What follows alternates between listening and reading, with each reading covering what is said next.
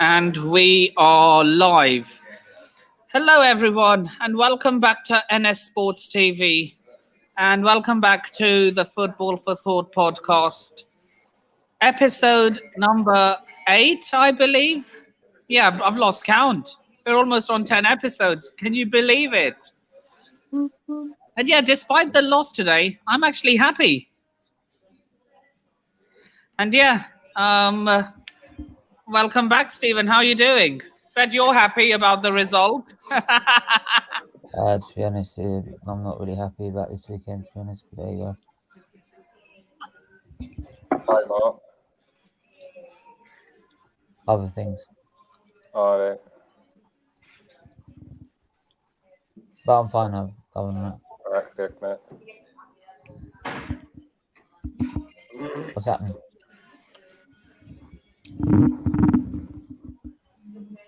So yeah, how are we doing today, Chloe? I'm going to go all the way from left to right and end with myself. Are you happy with how your team were performing this week?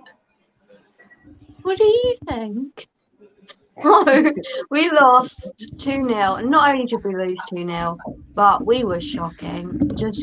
We looked so lethargic and disjointed, and there is just no sort of intensity at the moment. We don't look like we actually want to score or want to win games, which is very disappointing. I think this game and the Burnley game are games we would have probably drawn 0-0 at one point, but because we've never been that good at scoring goals, but we've always had quite a solid defence, so that even when we didn't win, we didn't lose. But recently, I don't know what it is. Our defence has just been poor, and so a couple of bad losses, 3 losses that is in a run now. When we'd only lost about that all season before. So yeah, it's not looking good at the moment. Brad, Well, you know, happy with how Leicester performed this week? Oh yeah, because we won in, we won in Europe, which we needed. People are still disappointed with it, and I get it. The performance wasn't exactly top notch, but there's a result that matters. You know, at least we didn't go out to a team that can't make up its mind on what they want to be called.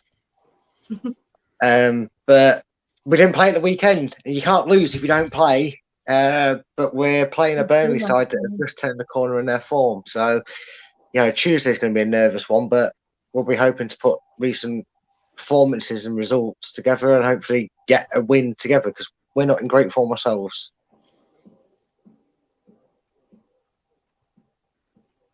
Stephen, happy with the Arsenal doing the double over the Wolves? Yeah. Well, I said if we could beat him at Molineux, we can beat him at the Emirates. And that's exactly what we did. I know we went to 1-0 down, but unlike usual, we didn't bottle it. And we actually came back and won the game. So all the Pepe haters, because they love Arteta, not Pepe, you can sit down and shut up and thank your man, especially if we finish a point if we finish 4th by a point, you can thank Pepe for that game, because if it weren't for him, we wouldn't have won that game. Simple as that.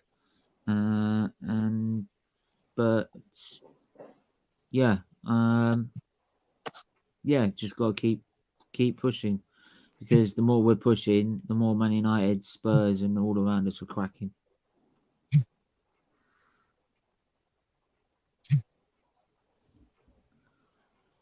And Maisie, I'm actually going to ask both you and Niall at the same time because you support the same club. What are your thoughts on the Watford game? We've played 2 games this week. We've played both Atletico and Watford. I'll go with the Watford one first, just as you've mentioned. I did catch it back today, and I think we was absolutely poor. We had 22 total shots and only 3 on target. You look at the players who you've got in that team, like you've got Cristiano Ronaldo, you've got Jadon Sancho, you've got Alanga, Rashford coming off the bench. You expect so much better off the players you've got, and they are missing blatant headers. They're missing one-on-ones with the goalkeeper, and people are saying Ralph is a yes man due to this. But you look at things is the manager could teach you how to pass. They can teach you how to shoot. They can teach you all the skills what you need to be the best player in the world. But if you're not performing that on the pitch, there's nothing what really can be done in terms of the manager. And I just feel like these players simply really do not care. And it's just getting less and less likely now that we are going to get top 4. We've picked up 1 out of 6 points against Watford this season. 1.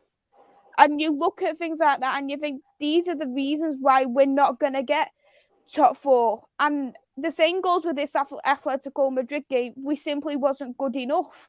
The first half, we were shocking, absolutely shocking. And we were lucky that we managed to get that goal in the 80th minute.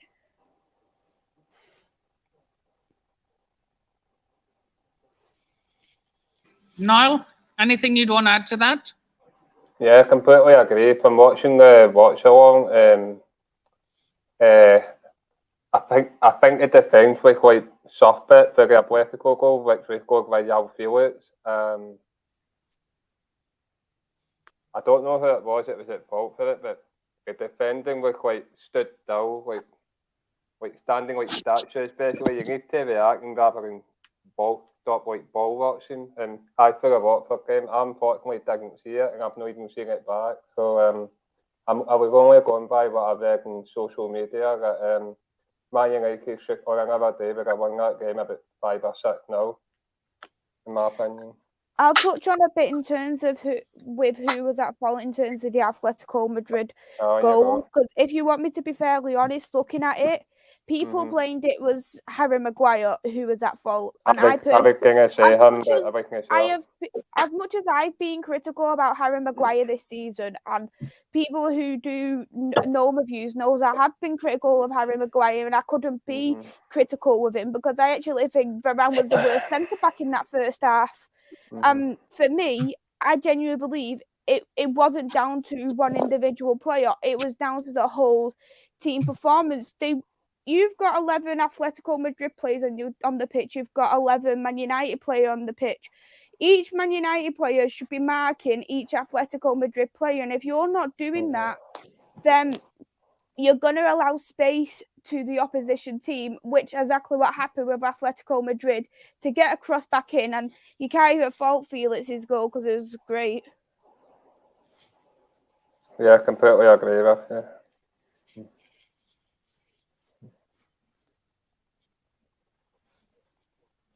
Nothing, you're on mute. You're on mute, mate. Before we move on, just want to read some of these comments. Hanif says, yes, bros. He also says, big up the panel. Ravi's here saying, big up the NS Sports TV gang. Big up to you. Oh,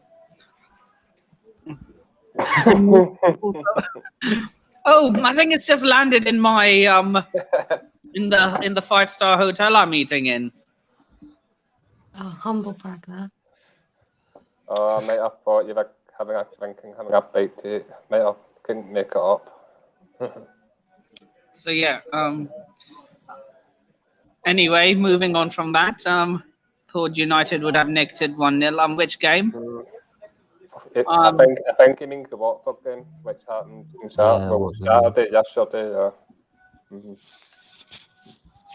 Lucas says hi. How are you? We're doing well despite the loss, and also I'm happy that I also made my debut on the football terrace. Oh, well done, mate. Nice. Yeah, big up the panel. Smash the like button if you haven't already. Yo, big up. Yeah, man. Unlucky today. We just didn't take our chances. Cheeky 5. Yeah, look. Just wanted to get this off my chest right now. Was it a red card? Yes. Was it an onside from Lukaku? Yes. But that does not. But that's not why we lost the game today. VAR didn't cost us the game. The fact that we didn't convert those chances we missed, that costed us the game, not VAR. So please, Chelsea fans, It was a bit of stop both, blaming really. the ref and VAR. So did you not say that you blamed it on Tommy Tuchel for did you not say to me that you blamed it on the manager? Yeah, I was saying Chelsea are the reason Chelsea lost today, not VAR.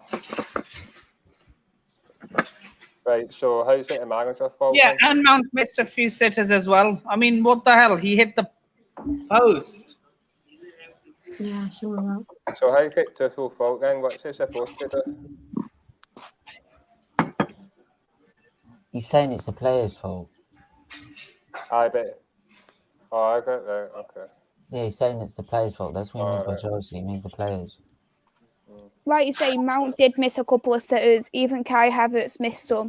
And the player, there were so many offsides in terms of Chelsea. And as a player, you should know where you're offside and where you're not offside. So you could say it is down to the players. But even when it got to the penalties, Tuchel should have trusted in Mendy. He saved a penalty shootout at AFCON. So knowing that he has took Mendy off for Kepa, we have seen it all in the past where a player has just came on for penalties. It's not always a good idea. We've seen it in the Euros final. We even seen in the Europa League final for Man United. It's not always a good decision to do that. And I even think that Tuchel should have even trusted in Mendy a lot more because he's a quality goalkeeper.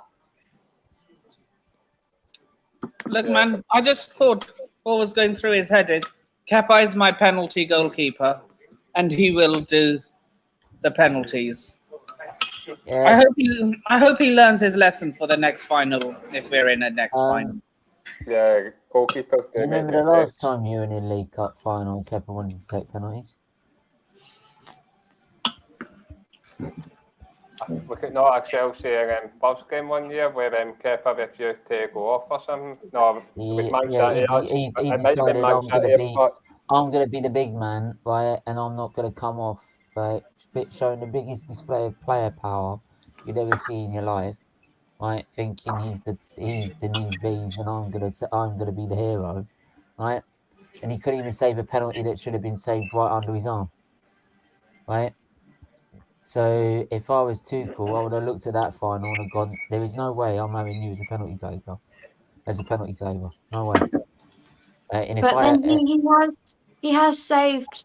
The only reason Chelsea actually got this far was because of him, and they've had a few penalty shootouts, I believe, and he has saved them.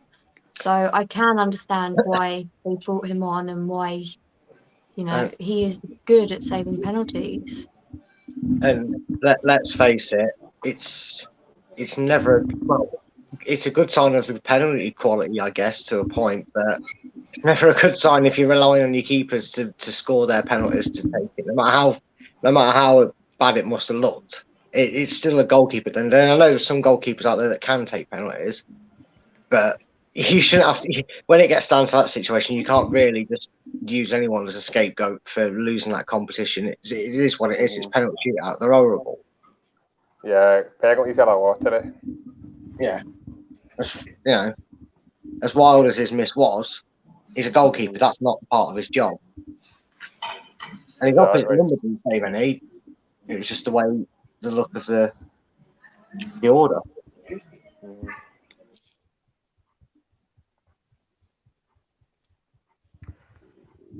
Mm-hmm. I think that's it on that subject, Phil. Yeah, a few questions in the chat. Why doesn't Kelleher play for Ireland? Kelleher looks a legit Premier League goalkeeper. I wouldn't mind seeing Kelleher start a few games. He's a really good backup keeper. I'd take him. We need a new keeper. Isn't Robert Sanchez a good keeper? He's been shaky recently. Also, I don't like his attitude. He had a punch up with Shane Duffy last game.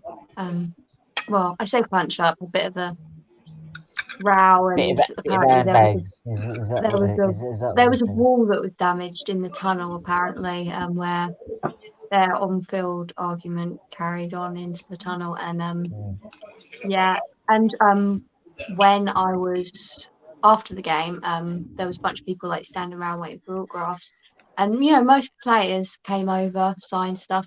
He just walked past, didn't even acknowledge the fans, didn't even wave or anything.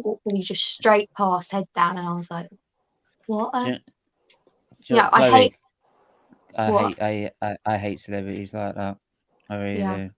Because It's like it literally takes. If he waved at someone, that probably would have made their bloody day, and he can't even be asked to do that. Not as bad as Basuma. Bloody the last few games he hasn't clapped the fans, including Manchester United, when we'd all travelled bloody about 10 hours in total. And this game, right? Firstly, he gave his shirt to a Villa player who apparently gave it to a Villa fan. I didn't see that, but apparently that's what he did. And instead of clapping the fans, he literally just stood there in the middle of the pitch, just like, it's like, Jesus, what does it take to actually, put your hands together and clap? And, the fans would have appreciated it. And he's been poor recently. I think he wanted to go in January, and now it's just. Because I mean, for example, I mean, like, and the Man United games, especially. I mean, I've seen like the train ride there. Like, you can get a direct train from Man United to Brighton. It's literally freaking hours, sitting on one train. But not just that is what when you some people think, and I remember a time, celebrity wise, is that when celebrities become celebrities, that it sometimes feel like they sort of forget where they've come from, or forget that other people that are less fortunate than them, who have followed them and supported them, like are there I've come all that way to support you, and they don't seem that they have the right to at least show appreciation for it. I mean, I remember one time, and this is not obviously it's not football, but it's but it's the same sort of thing. Is where um there used to be a charity that used to create loads of memories for children to go out on special outings for these kids. And one thing they did was all go testing for the F1 when they used to do testing back in the day, in the early 2000s. And they all turned out this test, and Jen's partner had just got in the sport. Beforehand, he knew these people already because he knew who the runner of the charity was, and he usually would sign all the autographs, do all the pictures and everything. The moment he got to the top level of the motorsport, which is F1, didn't sign a damn thing. Took one look at them, knew who they were, right? Kids that are literally probably got a couple of years to live, right? Are severely ill. Took one look at them, walked away. Just walked away. And it's just like, really? Yeah. It's. I don't know how quickly some people. I mean, I even get just it a bit forget where more they come from. when people come up to them when they're like shocked, like when they're just about doing their day-to-day lives. Obviously, people coming up to you constantly probably does get annoying, but like when they're sort of in their work setting still, it's like, I don't know. And it just doesn't take much, and you make someone's day, so why wouldn't you do it? Especially like a little kid, to get in someone's, like, just saying hello to them as a little kid. Yeah, this Like, was and getting his a shirt, it makes their world. birthday. And he was like saying, "Oh, it's his birthday," and he'd gotten in the program, and he just wanted his signature, and he just couldn't be asked to go and scribble on a bit of paper. Like, It's horrible.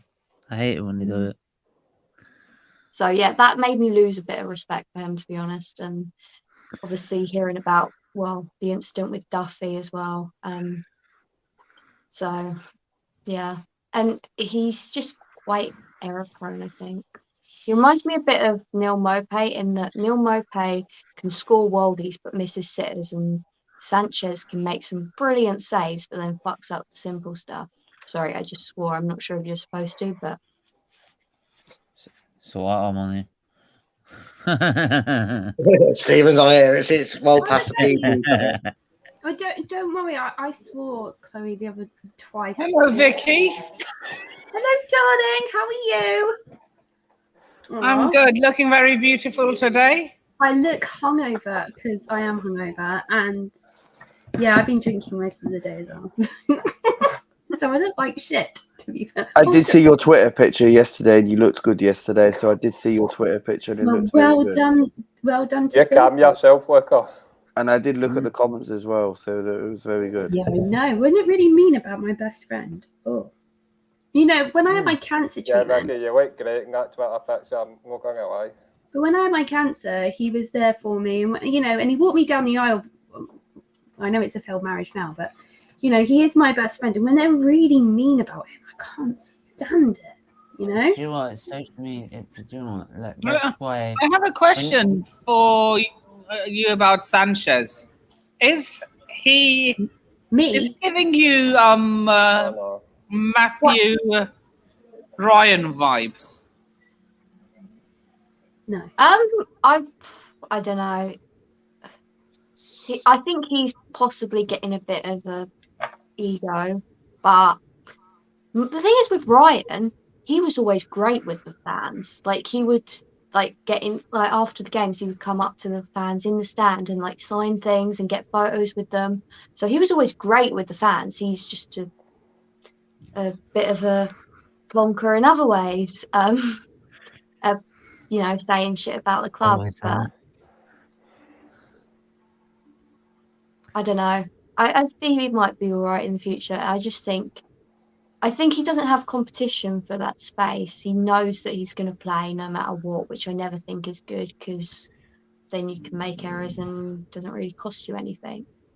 It's kind of So- like what I'm seeing with Saka right now, because Pepe, Saka, for example, when's Pepe ever going to get in that team on the right hand side? He never gets By in the that way, team. can I just say hello to everyone? Hi, Maisie. Yeah.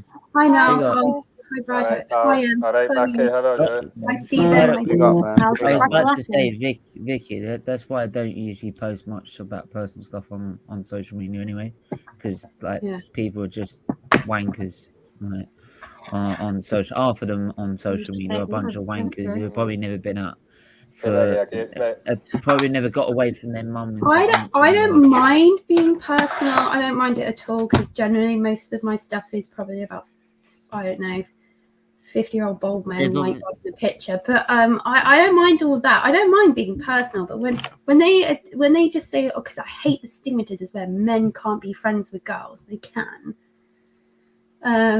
It's just, oh, Eddie's been my friend for a year, and when I never really say this sort of stuff, but when he's been like a friend for me for years, and he's always like had my back, and obviously I had his. I hate it when they were like, oh, he's trying to buy you. I'm like, ew. Yeah, like I've got a best friend that's a bloke, and it's like my mum. He seems to be one of the only people that my mum has not actually tried to ship me with now. Because it's like anytime I have get a new male friend, she's like, "Oh, are you going to date him?" Not so much now. I actually have a boyfriend, but yeah, he's like a brother to me, really. And Exactly. I've always had people saying like, "Oh, he probably wants more," and it's like, no, we're just friends. That's the thing, and it's like that's why. I mean, I'll definitely stop putting the things up with my kids now, especially when several people were really mean about my children, and I'm literally like, I never get angry, but that one was angry. Yeah, of course, and it's designed to. But if people are doing that, what it shows is they must seriously have something seriously wrong with their lives. It's just a shame, really, because half of them are very filthy people, and I take that life right now. Yeah, they are very lovely people. Generally. And I'm not like a great person, but I'm not a bad person, so I'll live with that one. But anyway, I'm so late to the stream. How was the match? How did you find the match? I know I'm probably recovering. Look, it's a win-win for me. Look, I made my debut on the terrace. Congratulations, man. That's really good. Congratulations. Well done. honey. Oh, Where was that? So, Box yeah, Park? I can't be mad. It would have been a win-win for me today. It wasn't Like, at Box Park. we lost, but I made my debut on the football terrace. That's really If good. we had won, that would have been a great debut anyway. That is really good. Nothing well done, mate. where are you? Oh, near the headquarters in Islington. Can't you ever just be at home? Islington. So he's hanging out around Arsenal, is he? Okay. Right, No. I'm just gonna we're just gonna be a tiny bit social. I was just questioning, how many fridges do you own? Because I own 5. I own 5 fridges and 6 freezers. Don't ask me why. But I'm just questioning. Your house is much bigger than mine. So how many do you own?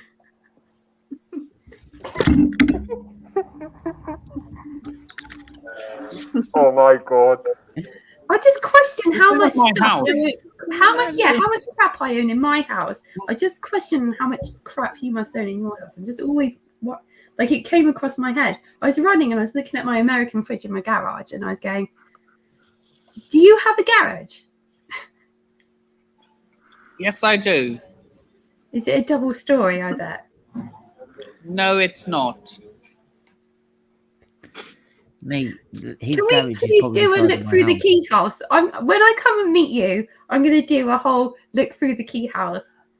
Oh, we're getting, who is that guy? That Keith useless- Lemon. Yeah, him. Yeah. He is a Oh, lemon. he's so annoying. He is annoying, but I think I'm going to go and do a look through the key house on Nuffin's house. Who lives in a house like this? His house makes my house look like a shed. He makes my house look like a shit. I'm not lying. I can't wait to sell mine though, but there we are. But anyway, Nippon, I want to talk about the Carabao Cup final, yeah? How's Kessie, Yeah, let's talk about this cup final. What I will say is, right, I think I was talking about it on my stream earlier when I just finished it, right? Chelsea and Liverpool, it was not only people, normally you get 0-0 draws, which are boring. This 0-0 draw was not boring. This was probably one of the best cup finals you've seen for quite a while. To see a penalty shootout 11-10, although the record of penalty shootouts is 14-13, which was Liverpool-Middlesbrough, we didn't actually quite get that. But Chelsea, for me, why was Tuchel taking Kepa on for? Was that a tactical thing? I didn't see it, Yeah, boy. this It's is like their a penalty. 2019 It's literally what we Cup discussed in the final first all 10 over minutes. again. We just discussed it. It was- Yeah, we just their literally have penalty spent 20 minutes discussing that, keeper. mate. Yeah, it's their penalty keeper. That's why. Yeah, but why would you take him I off? know, but what Then is he played really well, though. Because Because Mendy's not good Kepa at is a saving penalty penalties. keeper. That's why you remember when he refused to come off because the game was going to penalties. That's because This he isn't sees FIFA. himself. This isn't FIFA where you can decide to take your substitution. Well, apparently No, Kepa could. no, Apparently Kepa Luca. could, and apparently that's the decision he's made. So Luca. Kepa's now the penalty goalkeeper. Luca. That's all it was, mate. Caballero generally is not a great keeper. Right, he's decent, but not great.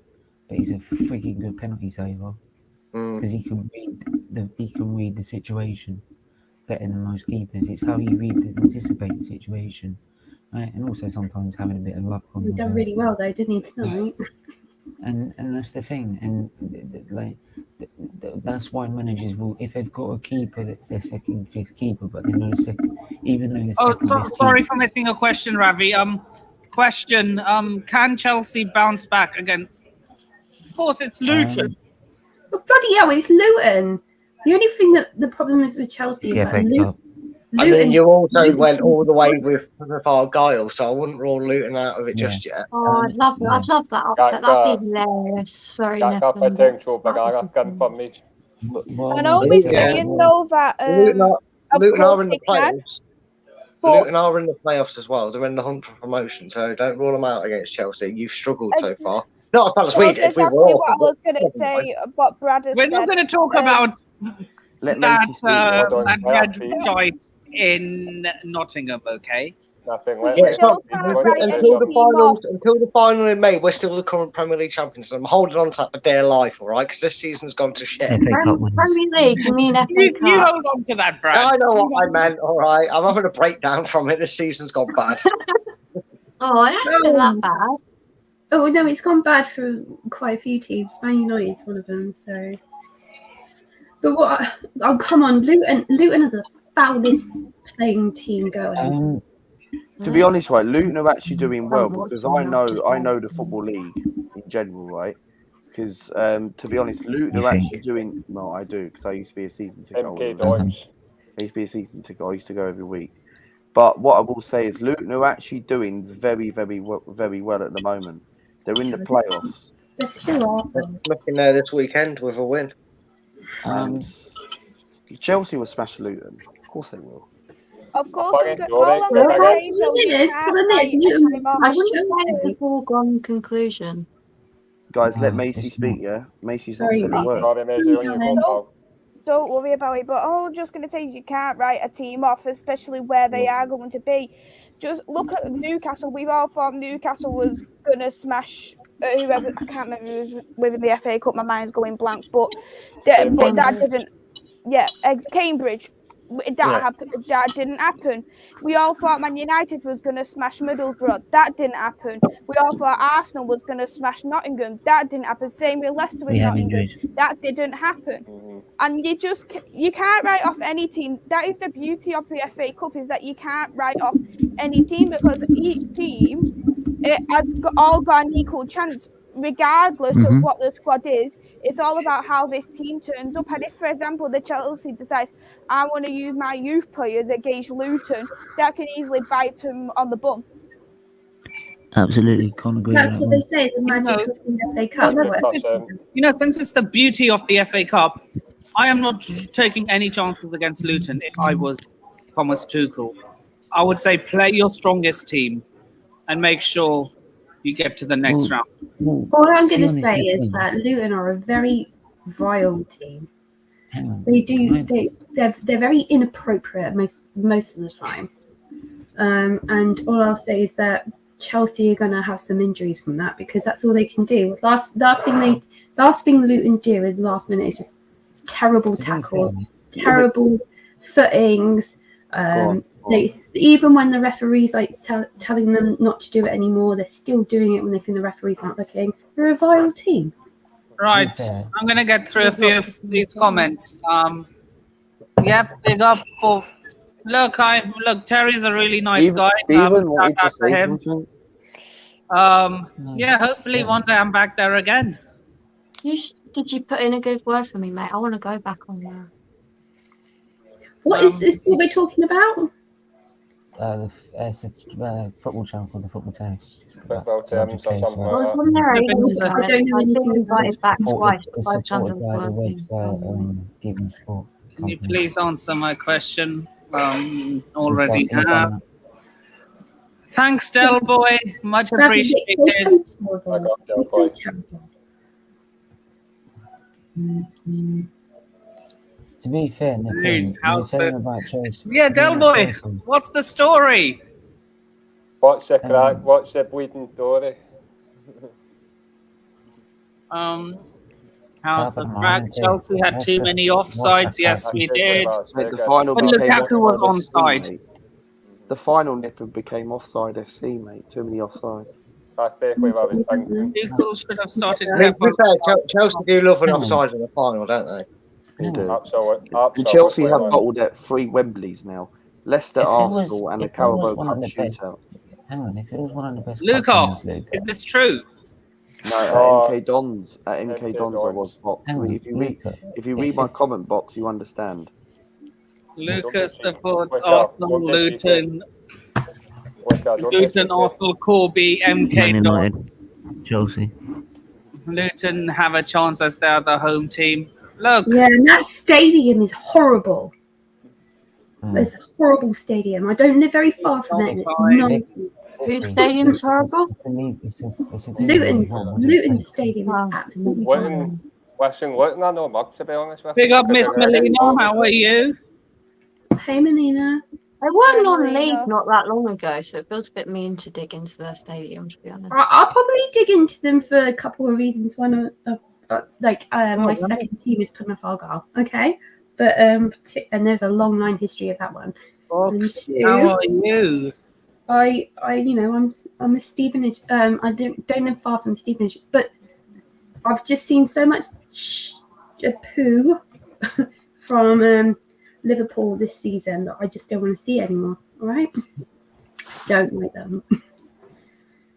I don't hate them because I don't hate things, but I don't like Liverpool football team. Look, as you shouldn't. You're a Man United fan. Same way Yeah. I don't like Arsenal. No offense, Lucas, Stephen, That's fine. Del Boy. Del Boy. I'm just not on there with the Luton team. So for once, I want Chelsea to win that one. Hardcore.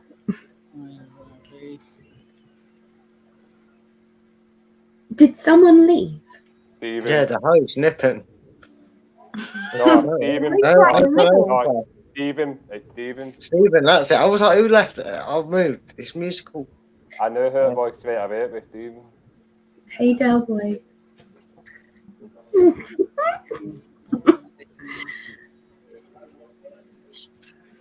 I think that's all the comments. So yeah, Nippon, are you going to win a trophy this season? I think so. Luca, are you going to play in Europe this season?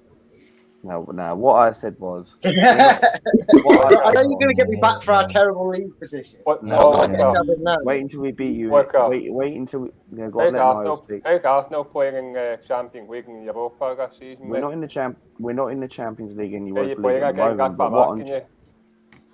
Maisie, my girl, do you think we're going to get fourth? It's a hard one, to be honest, just because It is hard. The thing is, for me, we're dropping unnecessary points. We've only picked 1 out of 6 against Watford. We've drew against Burnley. We've lost against Wolves. You look at them kind of games where we should be getting the 3 points. We're not. And we're not going to got them definite points at Anfield in a couple of weeks. We've got Manchester City next week, and we've got Spurs, which is always going to be a test as well for Manchester United. So with the squad we have got, and knowing that Arsenal are in actual decent form, I'm not going to say Spurs is going to get top 4 because they do Spursy things. So it's going to be out of us, West Ham and Arsenal, to be honest. Stephen, what's the excitement? But then Arsenal have got 2. Their spare games are just like unwinnable for them. The thing is, we're not guaranteed. One of them Spurs, isn't it? Is Chelsea and Liverpool their spare games? Chelsea, isn't it? Liverpool, Tottenham, Spurs as well. You know, I have a funny feeling Chelsea and Liverpool are going to play each other again, either in the FA Cup or the Champions League. How many times have you met? I think we're going to get Liverpool met this season? I think we're getting Liverpool in the quarterfinals. How many times have you actually met this season? 3 times. Who came Arsenal 2 games in hand again? Okay, It's Spurs. It's Spurs. It's Liverpool, and it's Chelsea. Oh, right. And big up to Just Me. Just Me says hi. How are you? Never heard of that. How are you? This is what I've said already. Right, and I said this already. Now, if you're looking at, say Man United play Liverpool, I think, to be honest, Liverpool are going to tear them a new one, the way they're playing at the minute. If you look at the 2 teams, because if you look at head-to-heads and look at the teams they're playing up, so say Tottenham, say Man United play Liverpool, I expect Liverpool to beat them, right?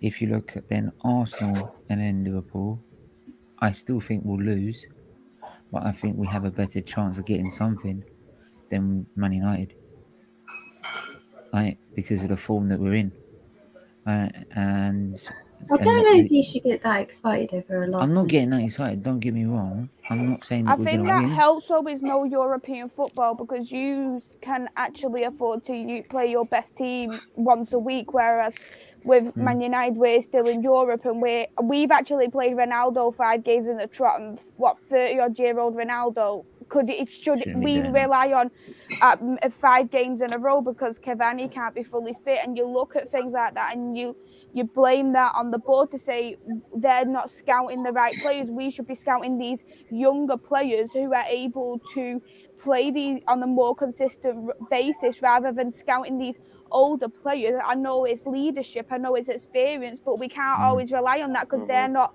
reliable on a game-to-game basis. I mean, if you also then look at the Arsenal, if you look at Arsenal Spurs, it's North London derby. Obviously, form goes out the window. But if you wanted to look at it on form basis, we should be beating them. Man United and What's saying? Man United Don't Spurs. rule out Tottenham. Harry, nah, stop Harry, it. The only thing I will say is this: like after that little speech that he gave the week, and he is showing his passion to be a Spurs manager. It seemed to have like lighted arse up of Spurs. But then they were playing Leeds, so do we really count that as anything?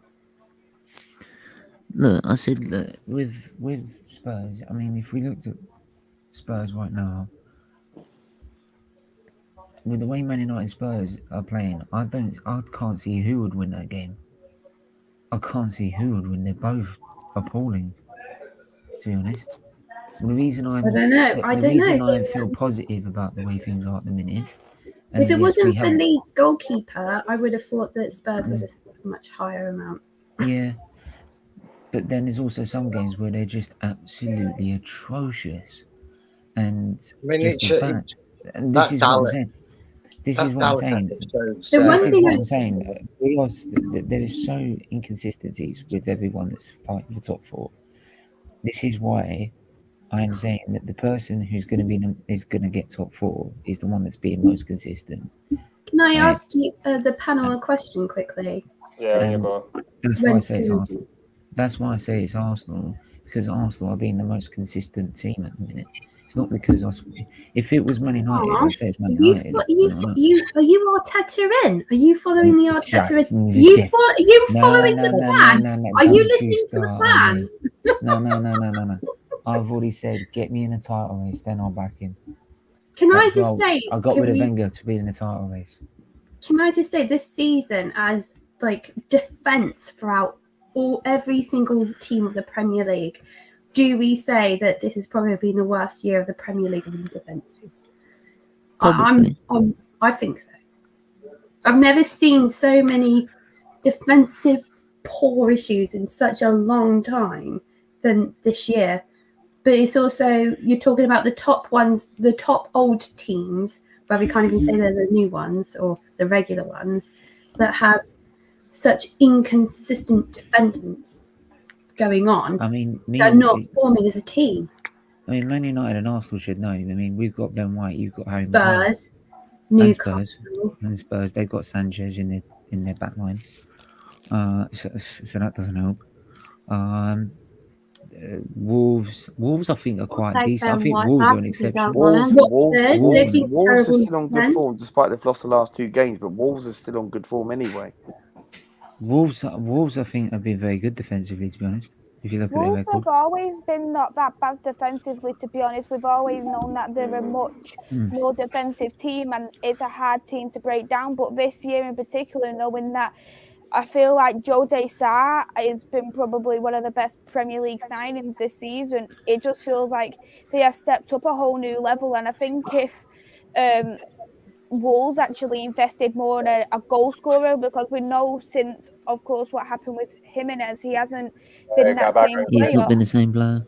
No, and I think and Fabio Silva for me isn't the right backup player for Jimenez. So they really need to invest in more of their attacking players. And if they did that, there'd be no reason why they couldn't get European football. Because, as I always say, you'll get the goals from your attacking play, but it's the defence what wins you trophies. So if you've got a very good defence and you're balanced with a very good attacking play as well, there'd be no reason why Wolves couldn't win trophies either. They've got Pedro Neto back now as well, haven't they? So that You've should got be that South Korean player back, haven't you? Oh yeah, Can't remember his name. I know who you mean. He's quite a good player though. He It's, started off well. It's a funny long name, but I can't remember his actual name. But I know he's South Korean.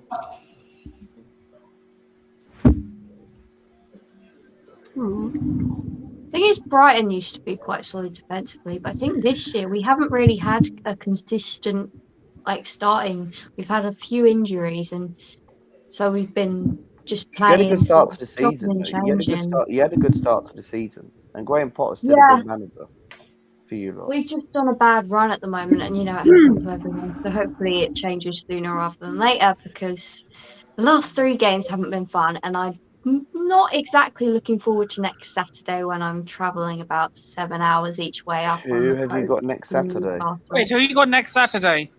Newcastle away. Oh, lovely. Oh god. That's going to be a fun trip. I'm loving it. I don't know what to loving it. say about that game because Newcastle was starting to play some good football. They're unbeaten in like 5 games. They've won 4 and drawn 1.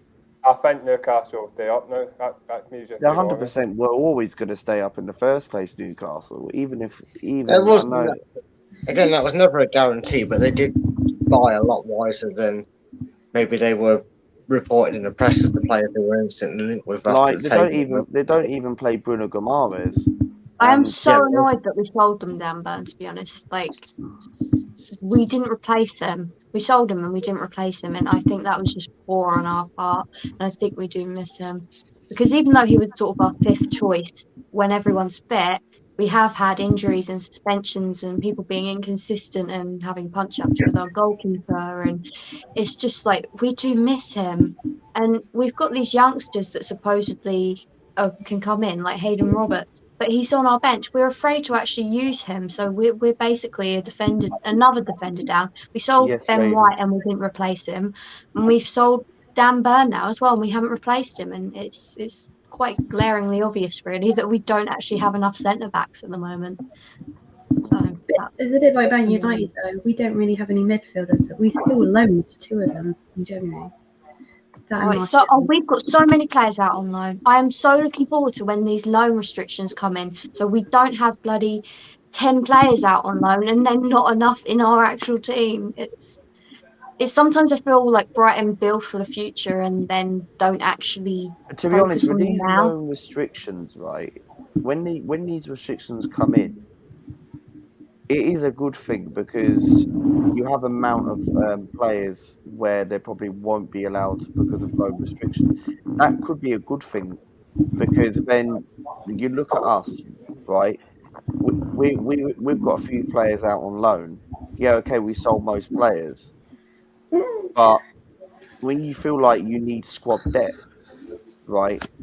If your players are so squad thin, then you kind of feel like it's a good thing in a way, isn't it? Yeah. But I like James Garner's comeback. I know everybody else thinks he should get the season for Man United. I think he's ready to come back. It would be nice to have a bit more youth in the United squad because the youth seem to sort of shake up the rest of the team a bit at the moment to make them perform. Are you drinking or eating something, Nippin? Nippin? Nippin, you there, mate? No, I'm not drinking. He fell asleep. Great. The host of the channel falls asleep.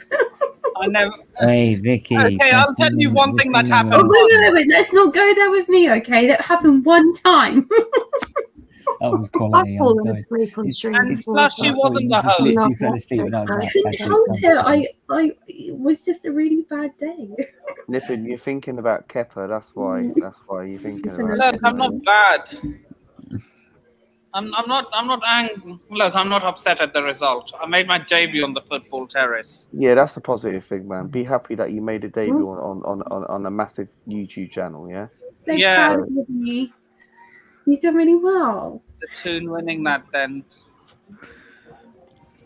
The Toon have Dan Burn. Why didn't you block the move, Chloe? Why didn't you guys block the move?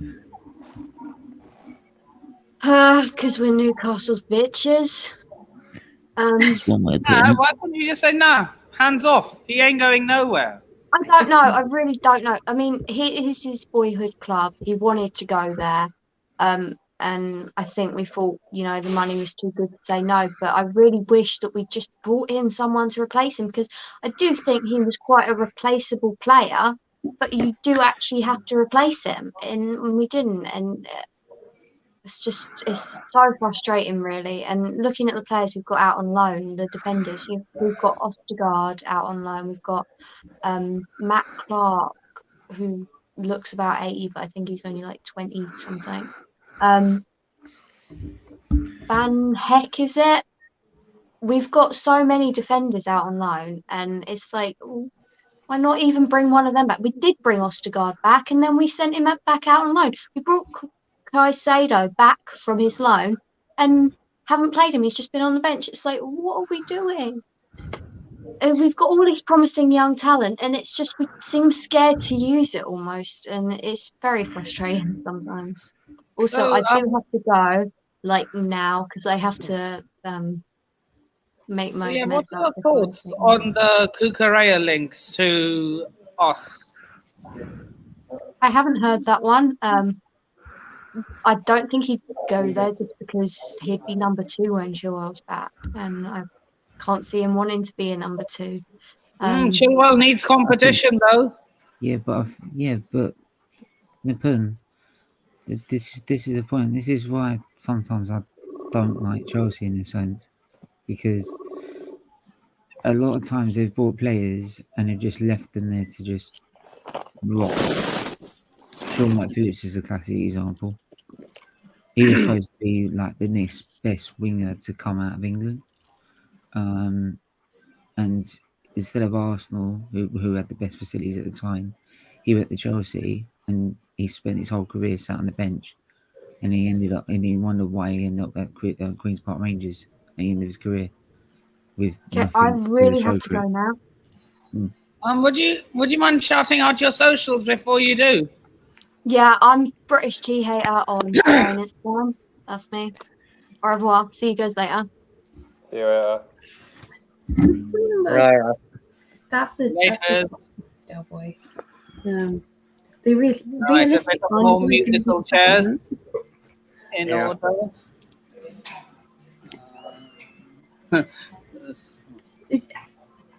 Yeah, Maisie, I hope you I'm feel the head better. off the wall, mate. So I'm gonna just sort the order out without me in it, so it makes it easy for you. Sorry. No, it's all right, mate. And here we go. So, okay. Well, Chloe is gone. Brad, do you know anything about Brighton? Chloe must tell you a lot. I know that they're struggling at the moment, and up until recent form, they were having a good season, but they need to find a way to get themselves out of a slump, because some Brighton fans seem to get the feeling that some players are kind of giving up. They not giving up, but they feel that some Brighton players are just not. They feel like they've done their job. They've got them safe. They had a good season. They're maybe They've not. reached the targets. Yeah, they don't fit. Europe's like the bonus for them. So if they get it, they get it. But if not, they're not. Sort of thing. That's what I'm seeing around about it. It seems to be the general consensus of Brighton fans. But yeah, that's just pretty much it at the moment. That's where Brighton are. So there needs something to happen over the next couple of weeks, just to be careful. 100%. Right. I compose myself. So, question for Maisie: who should United build their squad around? Well, we haven't really got a squad to build around at this moment in time, but if you look at the summer, it's hard to say on who you can really build your team around, because there's a lot of players who are leaving because they've got the contracts out. There's players who are unhappy at the club and want to leave. So from the start of this season to this day, the summer, there could be potentially up to 9 players what are missing for Manchester United. So it's very hard to say on who we could actually build our team around. What we need to get invested in massively into this summer transfer window to try and actually have this rebuild and get a manager who is able to have the right philosophy for Manchester United and able to build the team around well, and to be able to communicate well with the board to say, right, this is the player who I want to bring in. Because what was very interesting when I did have my discussion on my stream the other day, the team is so imbalanced in itself, because we've got some signings of Sir Alex Ferguson, one of David Moyes, some of Louis van Gaal, some of Jose Mourinho's, and some of Ole Gunnar Solskjaer's. So right now, Ragnick, all of them have got different philosophies, some defensive, some attacking, and Ragnick is a whole different philosophy compared to all the other managers we've had in the past, because he is more of the pressing type of manager, which the players aren't used to. The players don't do. The players don't press. So at this moment in time, for me, it's hard to say who the team should be built around based on how many players are leaving, and plus as well, it all depends on the manager we bring in too, because a manager could take a liking for a certain player who could be as important when it comes to the summer. Who would you want in then? Absolutely lovely answer there, Maisie. Absolutely agree with Completely that. agree. Maisie, who would you want in as a manager? If I was going to have a personal choice, there'd be 2 managers I'd have in mind. One would be Ten Hag. We've seen that Ten Hag can build a team, and he can take a team the next step forward. You look at Ajax from several years ago, after the Tottenham, when they got knocked out in the semi-finals of the Champions League, they lost out on 5 of their main players, and Ten Hag was still able to rebuild that team and bring it into this Ajax team what they are now, and I actually think they're a much stronger team than what they was several years ago, in my opinion. So for me, Ten Hag, based on that, and a manager who I'd like, would be Enrique. I think Enrique is a brilliant manager, but the only problem is, in terms of Enrique, is that I think his contract's up until the World Cup 2022. So does that mean we need to bring another interim manager in just so we can wait for Enrique? And would that be worth it? I'd probably say no. We need a manager who can do this now. I would take a manager right now. I completely agree with you. I tend to think that the way the Man United go sometimes, that I would just think that we would wait, and then Rangnick would still be manager in this after September, just because That'd be the worst thing. Indecisiveness and stuff. But Rangnick could probably be then pretty much put things in place, only if they haven't got the manager put in place by then. If they've got Ten Hag and they say they have Ten Hag, then that's it. Brilliant. If not, I think I agree with what Maisie says, but I do honestly agree that I would, just being Man United, see them having Rangnick start the games in August, and then it just would be that way, the way that Man United can be at the moment. And half the time I think, I don't even know if Ralph is completely convincing the board upstairs, and then if he was going to do that, then it might actually confirm some more like power of being upstairs, and that would suit me better anyway. Mm-hmm. Yeah, I would much prefer Ralph to be upstairs, to be honest, because as I always say, I would like him to be. Yeah. Yes, you need to sort the top half to sort out the bottom half. If only the bottom half is getting resolved, the top half remains the same. This same toxic circle happens in the 2 to 3 year basis, and that has happened with all different managers to get the chop. So I think Ralph is much better upstairs. I'd rather him upstairs at this moment in time, but I think the reason why he wasn't backed in January is because he is that interim manager. And say, for example, he brought in the likes of Haidara from Leipzig, because everyone's saying, oh, he wants to bring him in. What if it come to like the next 6 months, we brought in Poch, Ten Hag, whoever, they didn't like him? It'd be a waste of that player's time for me. And I think we needed to have that shuffle out with some of the players. I think Martial needed to go when he did say that Donny needed the game time, but I think As we much have as I put say that, away Maisie, too many players out. Sorry to just cut in there. It's just that the thing is, though, I still think the club should have been doing what Arsenal would have been doing, which is they should have been looking for someone to bring in on loan for Did you the bring 6 anyone months. in though? Who? Arsenal? Did you bring anyone in January? No, we didn't. We should have done. We should have brought someone on loan for 6 months, which There's is a a lot spare going on with the midfielder. Premier League and a lot that isn't going on. And also, we should have brought in probably someone maybe up front as well on loan. Like, we should have probably done that.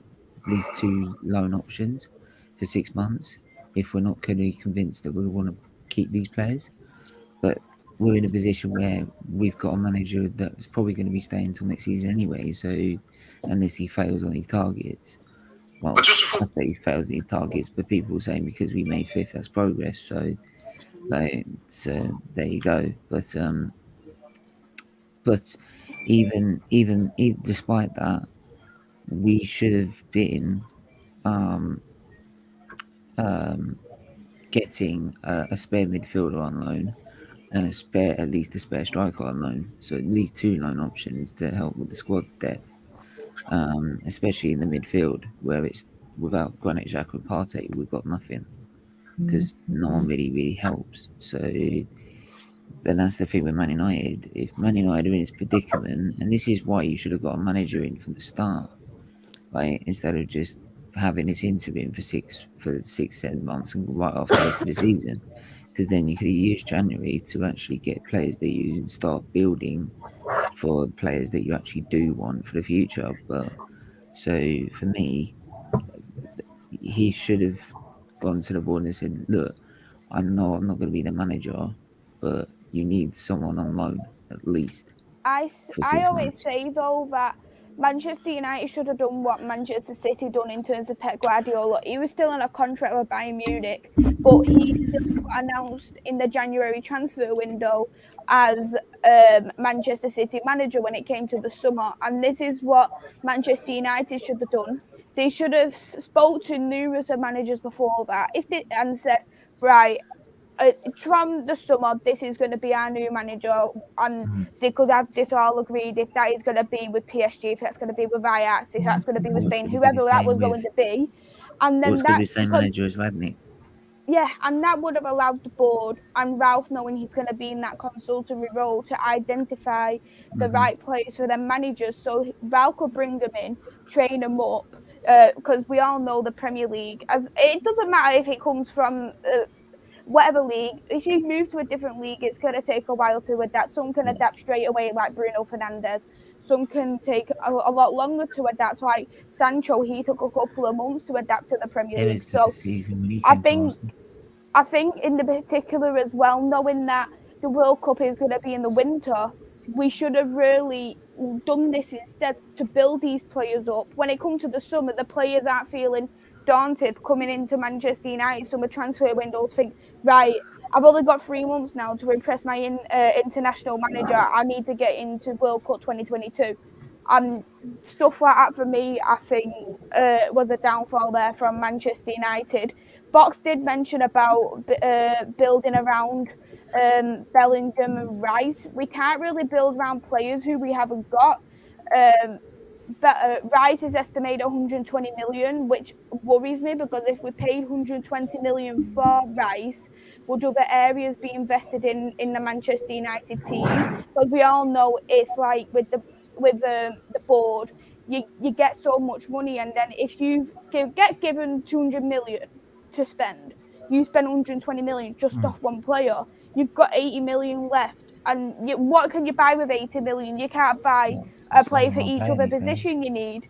And in terms of Bellingham, I think, especially knowing that other players are going to be leaving Dortmund, of course, of Erling Haaland, knowing his release clause, I don't think Dortmund will let go of Bellingham quite so lightly as people think. No, I don't think Bellingham will go yet. Do you think Haaland will leave? You think Haaland will leave in the summer? Haaland's leaving. Yeah, he will be leaving. His release clause is very, very low. Yeah, No, Um, this is how Dortmund do it. They And do it one player Del at a Boy time. has a question for you, Maisie.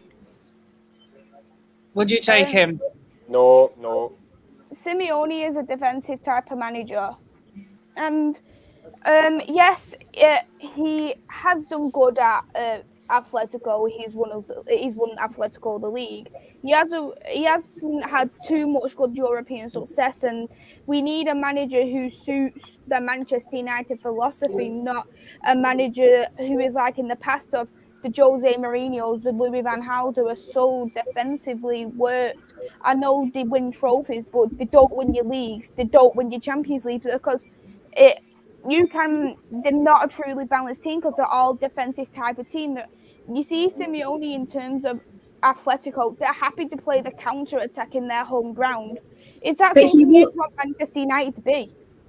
But the problem is that he will be available come the January transfer window, because I think his contract ends in November or whatever it is. You'd see it. I'm gonna have a look. No, why wouldn't you take him?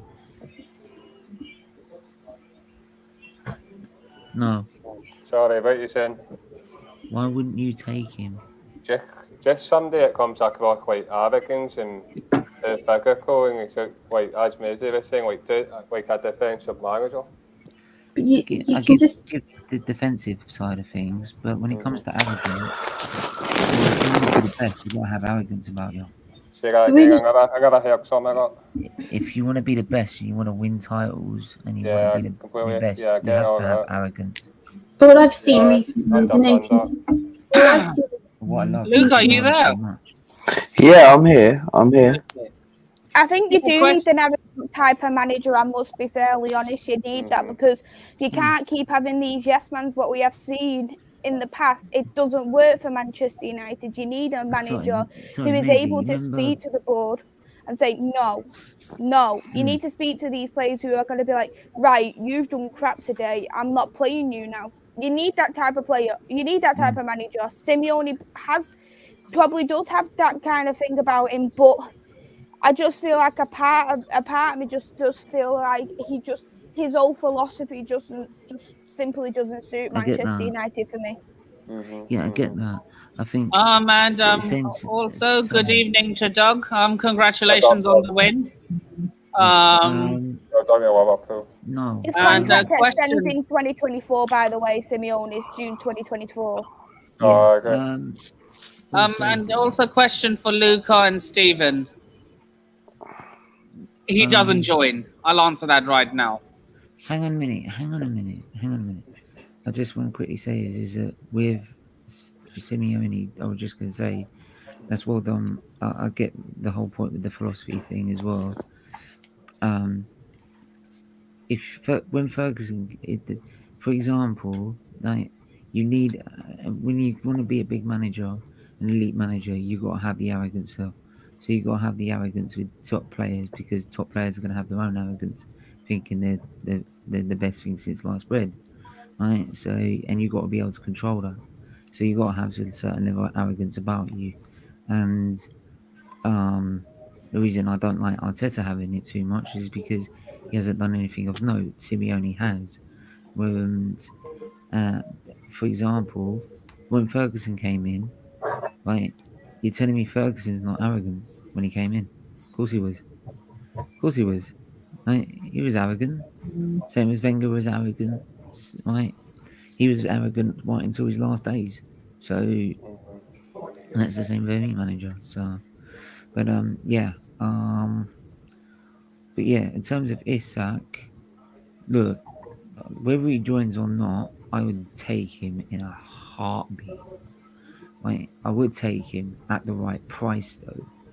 70 million is a little bit too much for me, for example, because he is very young and he's still a potential player. So he's still got time to grow. He's had a very good Euros. His last season was very good as well. He's done very well for his country. He's doing well for his club right now. Okay, his season's not been the best of season so far this season, but overall in his whole development, and this is the thing with with players, young players. They'll have a season where they're great. They'll have a season where they're down. But in the end, I would, if he was offered at the right price for 50 million tops, 40 tops, 40, 50, if I'm really pushing it, I'd take it. But anything like 70 million, you're asking too much, unless he has an absolutely brilliant season next season. Like, because, like I said, he's still a growing player. But I'd look, I think what he adds to Arsenal is pace, attacking flair, a different way of attacking as well. You can get in behind rather than just playing holding, rather than just acting as a false nine like Lacazette does. It just gives us a different option, but we also then need someone who can also give us a different option up front. So someone who can hold the ball up, who can bring the midfielders into play, so the midfielders can score goals. Because that's what's been good about Arsenal this season, is that a number of different players have been scoring different goals during each game. So if Martinelli hasn't scored, it's Saka. If it's Saka hasn't scored, it's got Odegaard, and that's what you need in the team. If you look at Man City, if it's not Jesus, it's De Bruyne. If it's not De Bruyne, it's Bernardo Silva. If it's not Bernardo Silva, it's Grealish. If it's not Grealish, they've got players all around the park that will score goals, and that's the best. That's what the best teams have. So we need an option that will first either get us in behind if teams are playing a high line, for example, because the false nine won't work with a high line. Or you play, and also you get another striker, because we need two, because obviously both of them are going, in Ketia and Lacazette. You need another one who will play with when they're playing deep, and you need to hold the ball up to get midfielders to make intricate runs in behind the defence, and also play it out wide to be a target man. But there you go. I mean, I'll let Luca try and explain this. I love this. Right, basically, right, in my opinion, right, I don't rate Isaac, in my opinion. I think people are getting a little bit overhyped up about this. Right? How can you not rate good players? I'll tell you his weakness, right? He's a little inconsistent, right? He's weak in the air for his size, right? His first touch, sometimes he can be inconsistent. And for me, why would you go out and pay all that money, right? Where you can get what's his value out of curiosity? I think it's 75. I think it's 75 million. Luca, did I just say in my explanation, young players will have one bad season and one good season? Yeah, but he scored That's 4 how a goals young player. this season. He scored 4 goals, whatever it is. You're not listening, are you? I am listening. I said to you just now, the reason we have, the reason young players are like so is because they have one good season and then one bad season. So this season he's not having such a good season, but overall for a young player, he's been a quality player for his age. He's weak in the air because he's young. He's not fully developed. He hasn't become a man, if you know what I mean. Right? He's not fully developed yet. So that's why he'll be a bit weaker in the air than other strikers. As he gets older, How old develops is he? because he gets older. 21, 22. Yeah, 20, 21, 20, he's about 22. Well, Man United have 19-year-olds that can do better. But well, on his record, he's done very well. Overall, The only thing I will say about his strengths is that he may have a good attacking threat sometimes. But I don't. I don't rate the guy and all that stuff. I just don't. How do you not rate him? No, because he's too weak. He's too inconsistent. So every club. Can we not turn it into an Arsenal channel? Who was your favourite player tonight? No, this afternoon. I know because it started at 4:30 and it finished about 7:15, something crazy. 11-10 on penalties. Yeah, That's Niall. crazy. Delboy has a question for you. Go on. It's right there on the screen. What do you think of Motherwell? Yeah, we played today against Rangers. Yeah, the first half it was all Rangers. Yes, Rangers did go 2-0 up. I gave up like interest in it, thinking we were going to get absolutely battered. But I checked my phone later on in that time, and I saw, oh, Motherwell scored 2-1. Then next minute later, checked my phone again. Oh, we equalised 2 each. Hooray. Yeah, I'm happy that they've got a point. That's a great result at Ibrox, but at the end of the day, we're back in the top 6 and we've not even won a league game since Boxing Day, like after we've come back from like the Scottish winter break. So we've got Ross County on Wednesday night and we've got Dundee on Saturday. So that's 2 Where the winnable games on paper. no, where's the European spots in for the Scottish League? 3rd and 4th and 1st and 2nd. So what do you get if you're 1st and 2nd? I know you get Champions League if you're 1st. No, okay, come they asked me that's like a member stream on Thursday. Do you get rope? If you win the FPL, you win the Champions League group stages. If you're 2nd, you go into the Champions League playoff. 3rd and 4th, you go into the Europa, like qualifiers or something. What about the conference? Basically, yeah, something like that. What about the Conference League? It's a different tournament.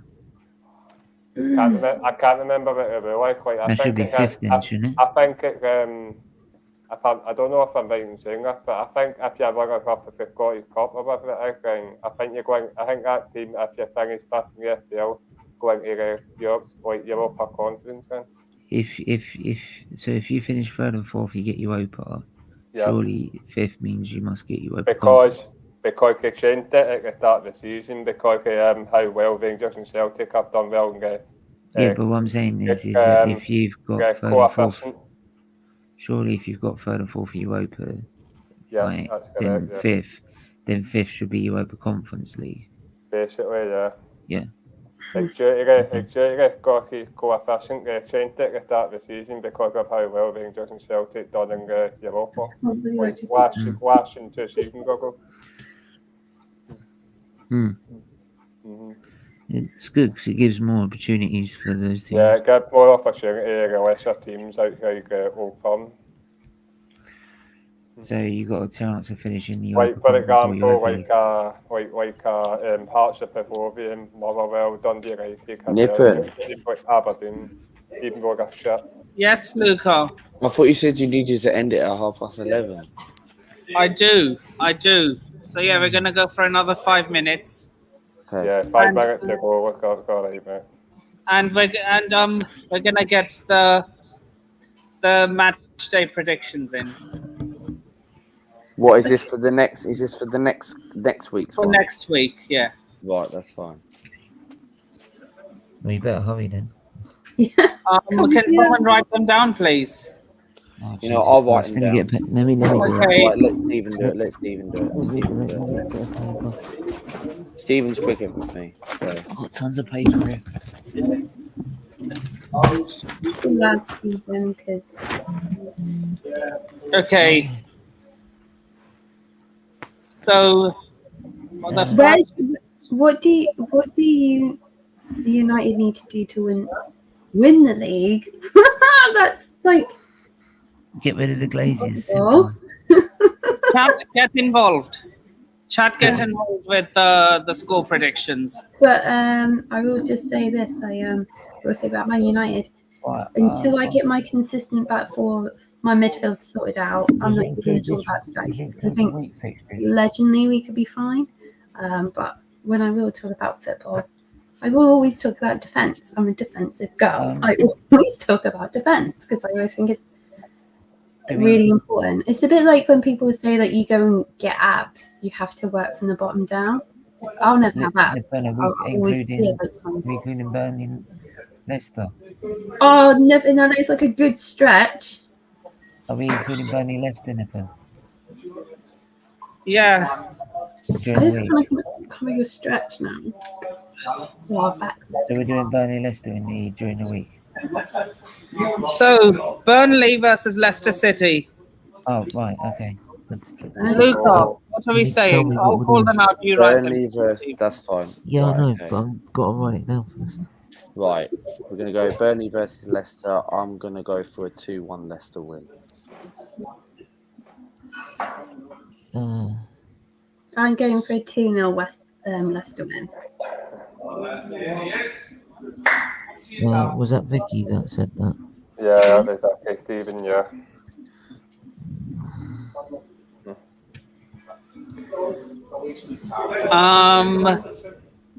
I'm going Burnley 0, Leicester City 1. So,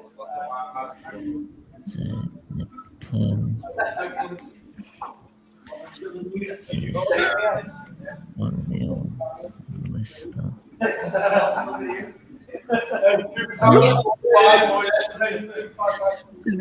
Niall? 1-1. That's not a bad shout.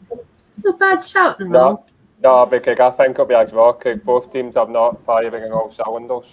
That's a good point. Leicester City again I'm going to go.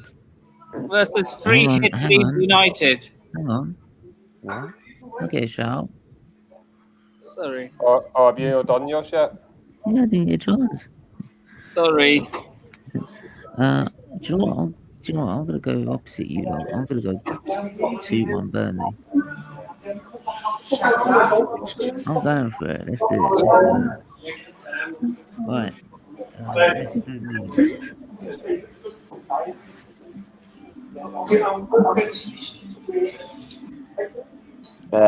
Nippon. Yeah. You're not going to miss your train. Yeah, that's why I want to get this done quickly. It's 11:30. Right. How are you going to get all the predictions done in 30 seconds? Right. Right. We just cut it short. Just quickly run through them then. Just do that then.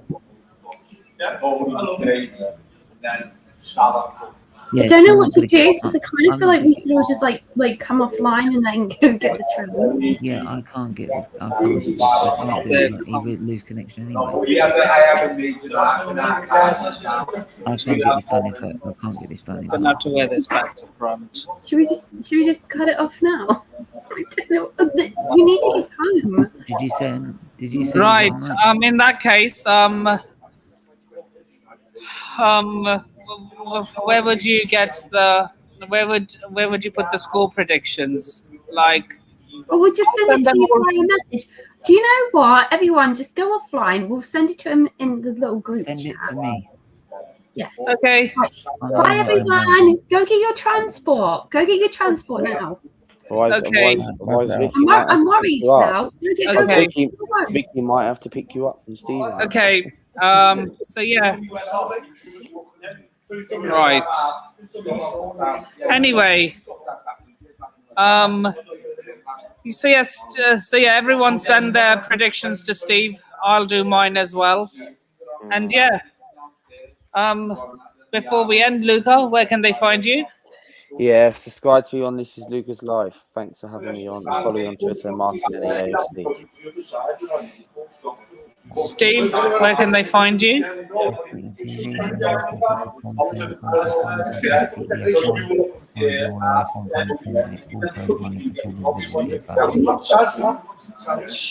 And Niall, where can they find you?